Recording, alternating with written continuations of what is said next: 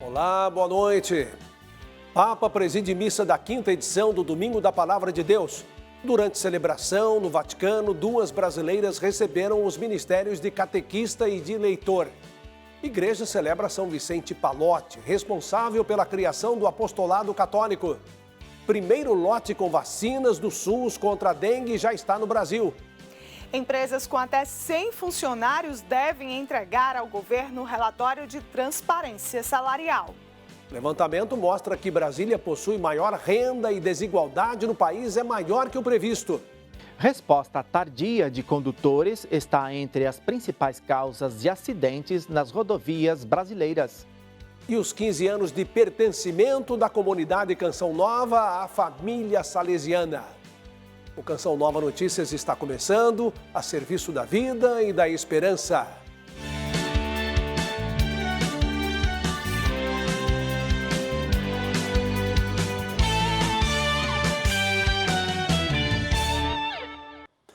O Papa Francisco presidiu a missa da 5ª edição do Domingo da Palavra de Deus.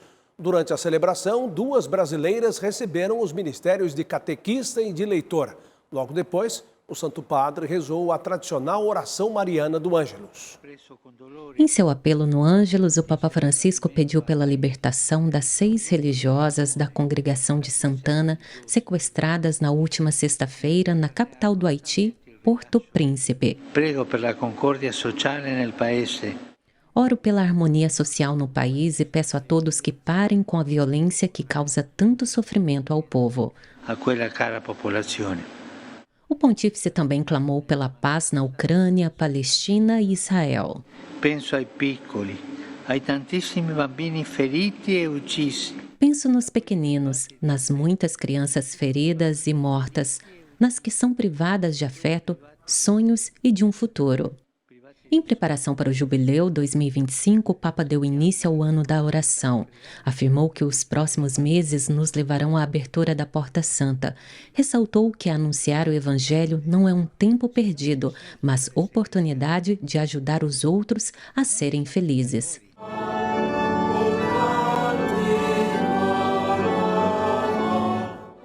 Neste domingo, o Papa Francisco também presidiu a missa do 5º domingo da Palavra do Senhor na Basílica de São Pedro. Na homilia, fez um convite aos peregrinos. Ritorniamo alle sorgenti per offrire al mondo l'acqua viva.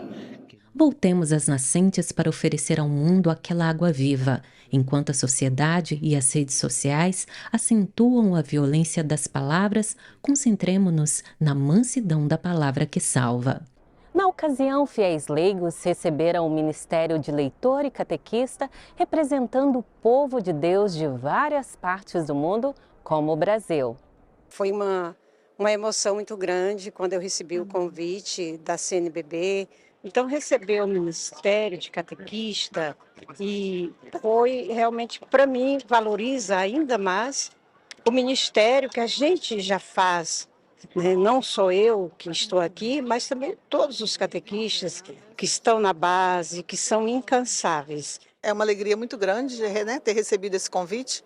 E o convite nos chegou através do secretariado e da Comissão para Animação Bíblico-Catequética da CNBB, né, da qual nós fazemos parte por sermos atuantes no regional. É que é graça de Deus, né, a graça de Deus que eu recebi, e me alegrei com isso, e graça da igreja também, né?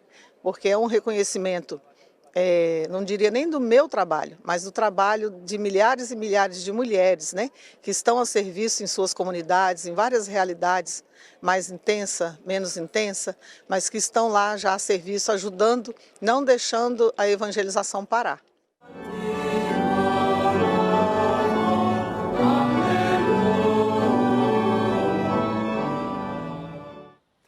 A igreja celebra hoje São Vicente Pallotti, santo responsável pela criação do apostolado católico. Vamos entender essa história com o Sidney Fernandes, que está na capital paulista. Boa noite, Sidney. Bom início de semana. Boa noite, Reinaldo. Bom começo de semana para você e para todos que nos assistem. São Vicente Pallotti fundou a Sociedade do Apostolado Católico, presente em vários países. Aqui em São Paulo, nossa equipe visitou uma paróquia dedicada ao santo e os detalhes dessa história você confere na reportagem de Aline Mércio e Rodrigo Tedesco. Há 60 anos, Arcângela é voluntária na paróquia dedicada a São Vicente Pallotti, na zona leste de São Paulo. Sempre recorre à intercessão do santo nas orações do dia a dia. Algumas coisas que às vezes parecem impossível, principalmente nos nossos eventos. Começa ruim, a gente fala, meu Deus, São Vicente Pallotti vai abrir a porta. E aí dá certo. Vicente Pallotti nasceu em Roma, no final do século XVIII. O sacerdote se dedicou aos estudos e à prática da caridade. Hoje é lembrado como exemplo de amor e compaixão aos mais pobres. Foi um homem verdadeiramente disposto em colaborar nas obras de evangelização da igreja. Mas, ao mesmo tempo, o seu apostolado nunca atrapalhou o seu ser místico, a sua adoração, contemplação, o seu mergulhar no mistério do Deus unitrino. Uma das principais obras de Pallotti foi a Sociedade do Apostolado Católico, formada por religiosos e leigos que evangelizam em cerca de 50 países. São padres, irmãos, irmãs e leigos empenhados no apostolado. Nós estamos presentes em muitas paróquias, estamos presentes em boa parte da área da educação, nós estamos presentes em várias áreas da missão, porque nós somos essencialmente missionários. O pano de fundo daquilo que Pallotti intuiu é reavivar a fé e reacender a caridade em todas as pessoas. Portanto, aonde está presente um pallottino, uma pallotina, ali ele é convidada a realizar essa experiência. A obra de Vicente busca reavivar a fé, reacender a caridade, busca tudo fazer para a infinita glória de Deus, para a salvação das almas, para a destruição do pecado, busca experienciar o amor infinito e transmitir este amor infinito, busca ser tudo para todos. Inês frequenta a paróquia há 50 anos. Diz que entendeu essa missão quando foi convidada pelo pároco a atuar nas pastorais sociais. Se você na tua casa tem tudo, mas você pensa naqueles que não têm, o teu coração já se comove com isso. Então você tem aquele amor de ajudar o próximo. E São Vicente tudo que a gente ouve, tudo que a gente leu, tudo que a gente vive sobre a história dele, é isso que ele quer da gente, né?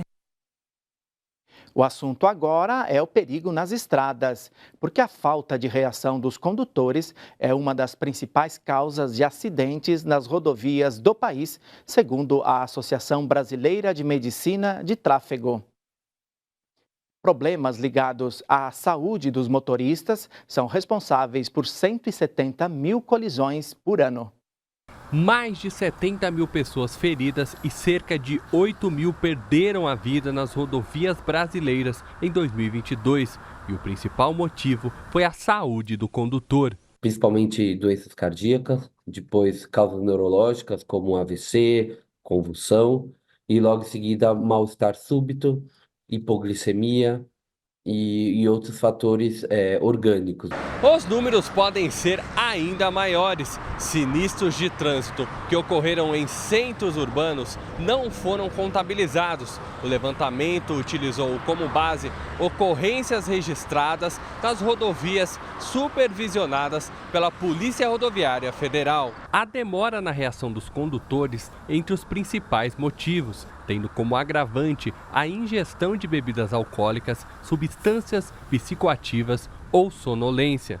As principais causas de acidentes que nós temos levantado é, com toda certeza, a falta de atenção do condutor e a imprudência do próprio motorista. Só no ano de 2023, a Polícia Rodoviária Federal no estado de São Paulo fiscalizou mais de 240 mil veículos.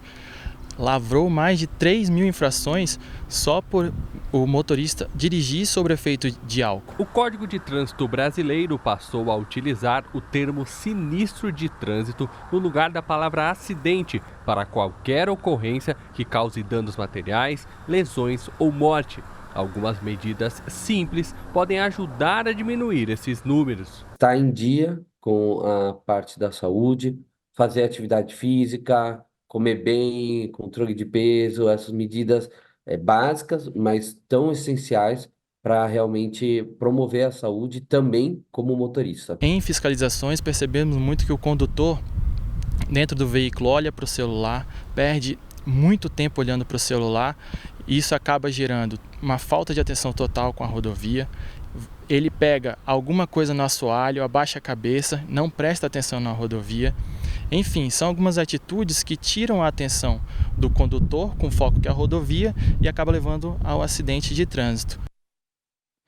O fim de semana no estado de São Paulo foi marcado por chuvas intensas que deixaram mais de 500 desabrigados. Infelizmente, 4 pessoas perderam a vida. De acordo com a Defesa Civil de São Paulo, desde sexta-feira, a chuva derrubou 212 árvores e 27 postes de energia.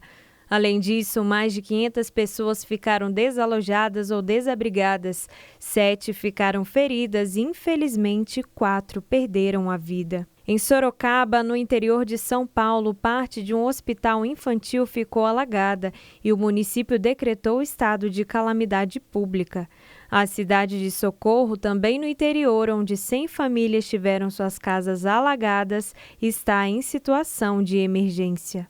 A Defesa Civil do Estado de São Paulo enviou cestas básicas, kits de higiene e limpeza, roupas de cama e cobertores para a população de Socorro e Sorocaba. Os maiores volumes de chuva foram registrados no litoral sul, nas cidades de Iguapé, Ilha Comprida, Cananéia e Peruíbe.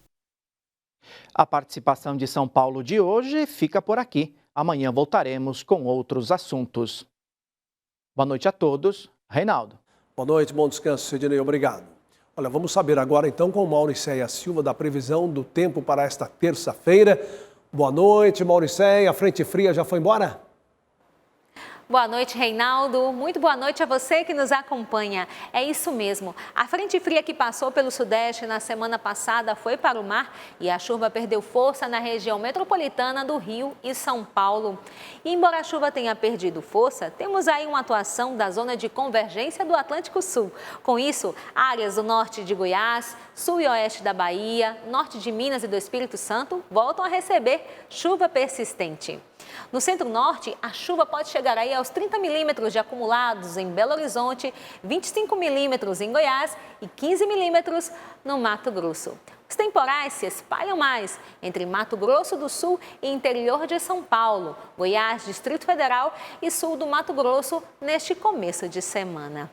No litoral de São Paulo, o tempo vai ser encoberto e com risco de chuvas fortes e volumosas. E pode chover a qualquer hora em parte do Rio de Janeiro e em Minas Gerais. Os termômetros marcam mínima de 18 graus em São Paulo e Belo Horizonte e máximas de 25 em Belo Horizonte, Rio de Janeiro, 26 graus e Vitória do Espírito Santo vai fazer 28 graus. O tempo será firme no sul do Rio Grande do Sul, como você vê nessa região amarela do mapa. E vai ter pancadas de chuva nas demais áreas, como o sul de Santa Catarina e grande parte do Paraná. Vai ter muitas nuvens no centro-oeste em quase toda a região, mas o sol chega a aparecer no sul do Mato Grosso e parte de Goiás. Já no Nordeste, em toda a Bahia, Sergipe, interior de Alagoas, Pernambuco e no sul do Piauí, vai ter chuva a qualquer hora e ela pode ser volumosa no norte da Bahia, como você vê nestes vídeos feitos por moradores de Vitória da Conquista. A tempestade teve muito vento que deixou as ruas e casas alagadas, inclusive carros que ficaram submersos. E por fim falamos do norte do país, que neste sábado teve o maior tremor de terra registrado no Brasil, segundo o Serviço Geológico dos Estados Unidos. Foram 6,6 graus na escala Richter. Não houve registro de danos. O tremor foi a uma profundidade de 614,5 km às 6h31 da tarde, horário de Brasília. Graças a Deus, nada aconteceu, não é mesmo? E temos aí a probabilidade de chuva em quase todos os estados, menos em Roraima, como você vê nessa região amarela do mapa. Eu volto com você, Reinaldo, por hoje é só e amanhã tem mais.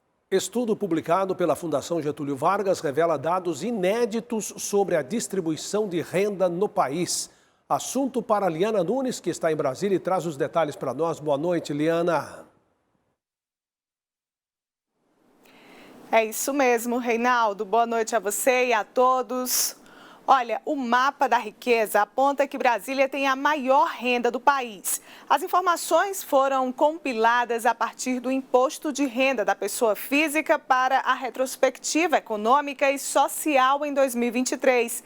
A desigualdade de renda no Brasil é ainda maior do que o previsto. O acesso a serviços como saúde, educação, cultura e lazer são restrições cotidianas de quem não tem renda suficiente para garantir o próprio sustento. A extrema pobreza, é a fome, é o frio, é o descaso. O Distrito Federal desponta no ranking com o Índice de Desenvolvimento Humano, IDH, mais elevado do país, 0,824. É o único superior a 0,8. Em contrapartida, a capital é a quarta mais desigual do Brasil. A região mais nobre de Brasília tem renda domiciliar per capita mensal de mais de R$9.000, valor que se aproxima de nações europeias como Espanha e outros países desenvolvidos. Enquanto isso, a estrutural, região administrativa mais pobre da capital, tem rendimento mensal de cerca de R$700, se equiparando à Índia. O estudo tem o objetivo de mapear a renda e os estoques de ativos dos brasileiros mais ricos a partir do último imposto de renda pessoa física disponível. Brasília depende do setor público. Aqui não tem atividade econômica. Então, isso se caracteriza no DF. Agora, Rio e São Paulo são unidades da federação que têm atividade econômica e, com isso, a renda é mais elevada. São Paulo e Rio de Janeiro ocupam o segundo e terceiro lugar com maior fluxo de renda. Já a menor declaração de patrimônio por habitante é registrada no Maranhão. A grande esperança do momento é a reforma tributária, né? Que tenta equacionar um pouco mais a tributação, equacionar um pouco mais a forma como o peso dos tributos, portanto, o peso das despesas estatais é distribuída.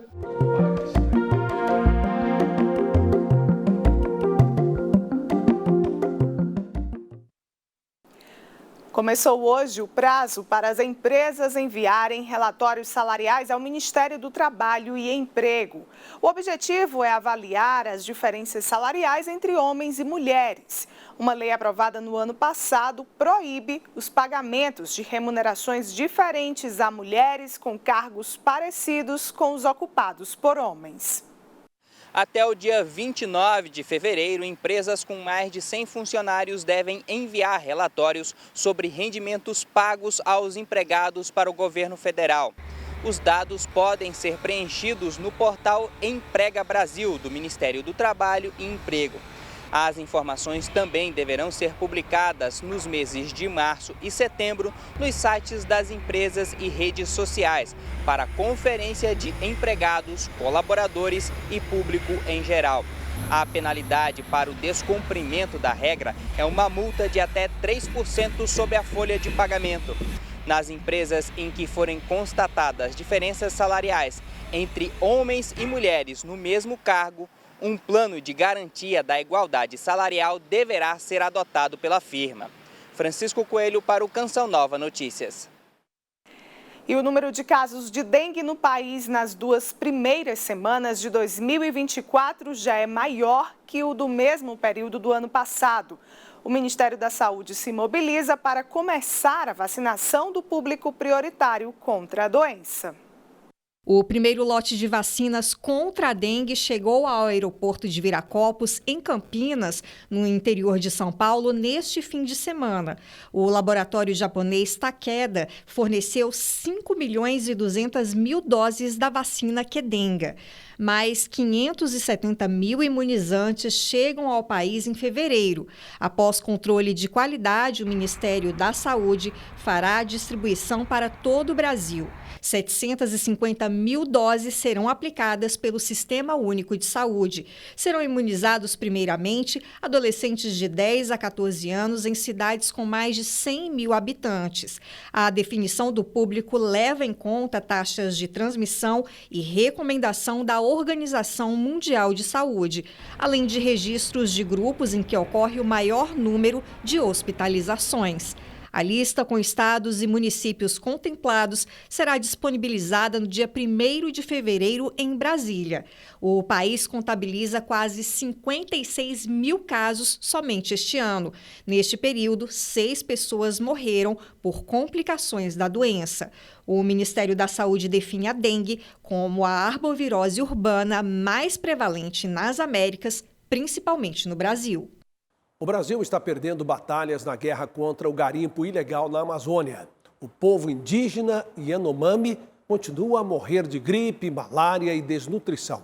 Doenças são levadas por garimpeiros ilegais à imensa e isolada reserva da floresta amazônica. De acordo com o Ministério da Saúde, desnutrição, doenças e violência tiraram centenas de vidas na reserva Yanomami. 50% delas eram menores. Há um ano, o governo abriu guerra ao garimpo ilegal, expulsou 80% dos 20 mil garimpeiros da região e declarou crise humanitária na terra Yanomami. Mas a situação não mudou muito. A gente tem uma crise humanitária aqui. Essa crise humanitária já vitimou centenas de indígenas Yanomamis, que são brasileiros. Por isso que o IBAMA está tratando desde o início da operação como uma guerra mesmo, né?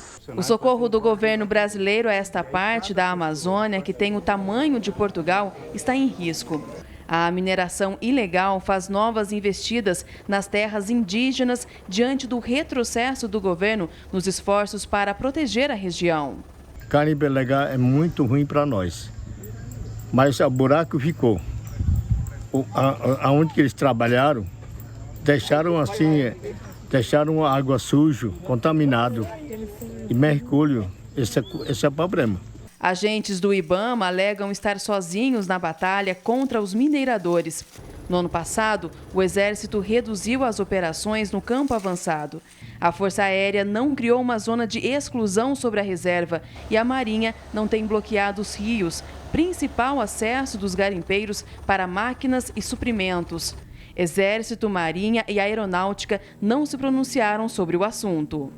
Se houver integração e todo mundo considerar, como o IBAMA está considerando isso daqui como uma guerra e lutar essa guerra, eu acho que a gente consegue avançar bastante. O retorno dos garimpeiros traz de volta a propagação de doenças e impulsiona grupos criminosos que traficam drogas e madeira em toda a Amazônia. Mesmo limitado, o IBAMA continua a monitorar a reserva. Se a gente neutralizar as aeronaves clandestinas, aviões e helicópteros, a gente acaba com o garimpo na terra indígena Yanomami. No último sábado, a igreja recordou São Sebastião, patrono da segunda cidade mais antiga do estado de São Paulo, que leva seu nome e cuja diocese, da qual faz parte, vive seu jubileu. Ocasião de festa e preparação com o auxílio do mártir protetor. No berço da fé da cidade, oportunidade de revigorar a jornada de um povo.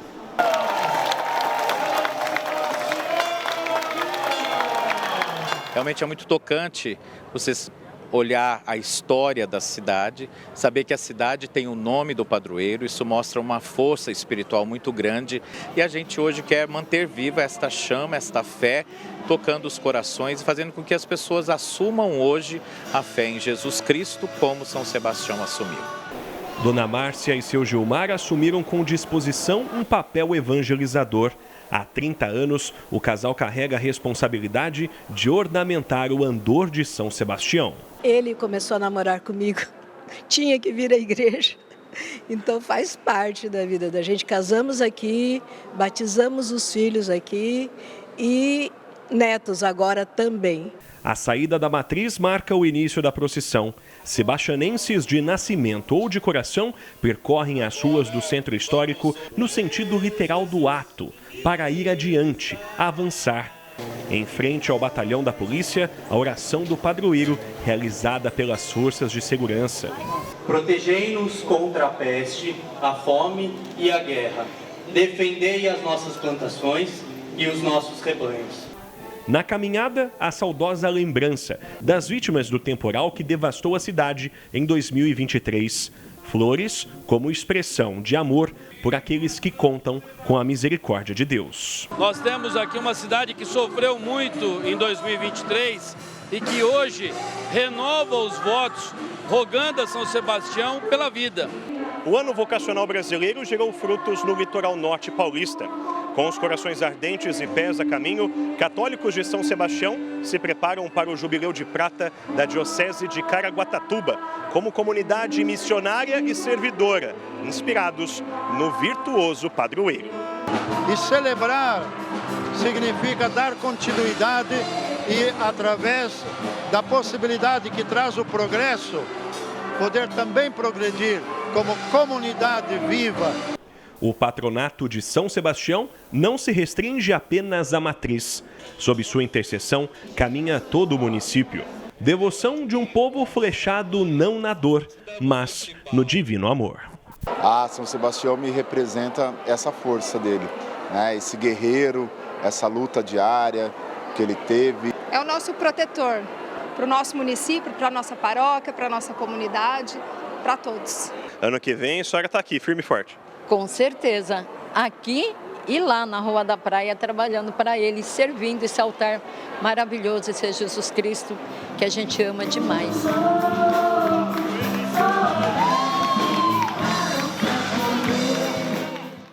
Após 3 anos sem a presença de seu fundador, o Kairós, realizado pela comunidade Sede Santos na Canção Nova, recebeu o padre Marlon Múcio nesse fim de semana. Foram 10 meses de preparação, 4 horas de voo e 3 de ônibus. Enfim, as 15 peregrinas de Manaus chegaram à Canção Nova para participar do Kairós Maria Passa à Frente. É importante a gente entender que Nossa Senhora é a nossa mãe, a mãe de Jesus, e sem ela a gente não pode fazer nada. E tem também quem não se programou. Este casal de Minas Gerais decidiu vir apenas 5 dias antes do evento. O chamado dela ultimamente tem sido maior ainda. A gente já consagrou pelo método de São Luís de Montfort e também o movimento da Mãe Rainha, que a gente é coordenador em São João del Rei. Então, assim, o chamado dela já está há uns anos, sabe? Forte. Padre Marlon Múcio conduziu o Kairós deste domingo. Há 3 anos, o sacerdote estava acamado e não podia participar presencialmente da experiência de oração. Em 2019, foi diagnosticado com deficiência do transportador de riboflavina, doença que causa fraqueza muscular nas mãos, pés, braços, pernas, pescoço, tronco e perda de equilíbrio. De pé, Padre Marlon iniciou sua pregação, força que vem do alto por intercessão de Nossa Senhora. E aí ela passa à frente, te pega pela mão e vai te puxar. A frase que surgiu na oração e nomeia o Kairós se popularizou entre os cristãos. De acordo com a igreja, é uma invocação para conquistar o impossível, cuidar dos problemas pessoais, acabar com o ódio, curar mágoas, rancores e maldições. Maria Passa à Frente não é apenas uma devoção, é uma espiritualidade, é um modo de vida cristão. Essa é uma realidade que as pessoas que já encontraram Nossa Senhora, eu digo encontraram o seguinte, entenderam o que Nossa Senhora significa no plano de Deus da salvação, as pessoas adquirem assim, uma devoção tão forte a Nossa Senhora que recomenda tudo a ela. Na edição deste ano, o fundador da comunidade Sede Santos também começou o projeto Exército de Maria, apoiado pela primeira intérprete da canção Consagração a Nossa Senhora. Este é o Exército de Maria, que hoje nasce aqui na Canção Nova. Fé e obras. Fazer as pessoas se consagrarem a Nossa Senhora. A partir do momento que você tem um contrato, uma consagração, um compromisso com ela, é ela que vai fazer tudo. Levar o Brasil a cantar, se consagrando à Virgem Maria no exército dela, unindo fé e obras. Amém. Que bonito, né? Padre Marlon Múcio, o homem que não desiste, perseverante na fé. E na campanha do projeto Dai-me Almas, estamos com 69% de nossa meta para esse mês, que tem apenas mais 7 dias úteis para terminar. Quem faz a diferença na evangelização é você. Doe pelo Pix, com a chave pix.doação@cançãonova.com e obrigado por sua fidelidade. 21 de janeiro é marcado por alegria e festa na comunidade Canção Nova, que desde 2009 faz parte da família salesiana. A data foi muito celebrada pelo coração salesiano de Padre Jonas Abebe. Amor pelos jovens, família com diferentes estados de vida, a utilização dos meios de comunicação, o amor por Maria e a alegria. Esses são os elementos que unem a vida de Dom Bosco, fundador da congregação salesiana, ao Padre Jonas Abebe, fundador da comunidade Canção Nova e sacerdote salesiano.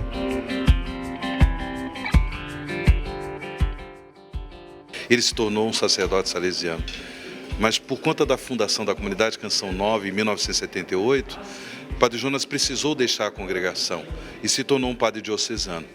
Mas ele nunca deixou de ser salesiano, vivendo intensamente na Canção Nova o carisma de Dom Bosco. Monsenhor Jonas Abebe é um homem de um coração enorme, que, portanto, acolheu esta inspiração de Dom Bosco e, na Canção Nova, testemunha este sinal atual da missão da Canção Nova e da missão dos salesianos, que é justamente evangelizar, formar, educar pela pedagogia do coração.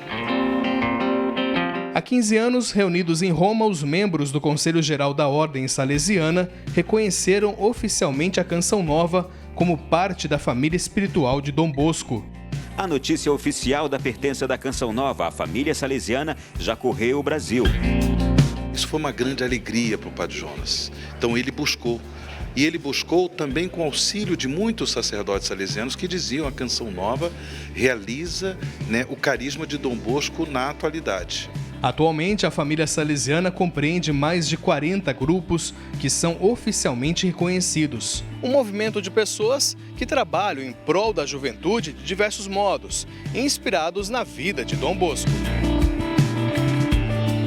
O processo de admissão parte de um desejo, de um grupo que, inspirado também pelo carisma salesiano de Dom Bosco, apresenta esse desejo ao reitor Mor, que, com o seu conselho no discernimento, recolhendo as inspirações daquele grupo, encontra nestas inspirações a pertença ao carisma salesiano e assim confere àquele grupo a admissão. Neste domingo, uma missa foi celebrada no Santuário do Pai das Misericórdias, pela intenção dessa data tão especial. Nesses 15 anos estamos cultivando essa aliança, essa comunhão, essa fraternidade com a família salesiana, nos diversos grupos. Do coração salesiano de um sacerdote brasileiro, nasceu um novo carisma para a Igreja, que há 15 anos faz parte de uma família unida pelos ensinamentos de um sacerdote italiano, proclamado santo em 1934 e aclamado por São João Paulo II como pai e mestre da juventude.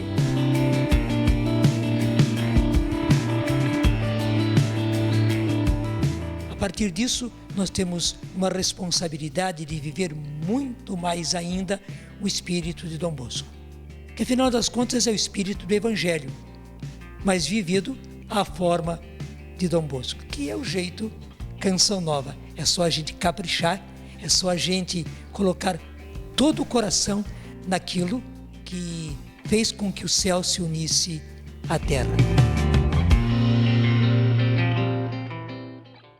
E assim, celebrando a salesianidade da Canção Nova, o Canção Nova Notícias fica por aqui. Assista a seguir, direto de São Paulo, a transmissão da Santa Missa. Às 9 tem Buscai as Coisas do Alto e às 10, ao vivo, Revolução Jesus. A gente se vê novamente amanhã. Boa noite, paz para você.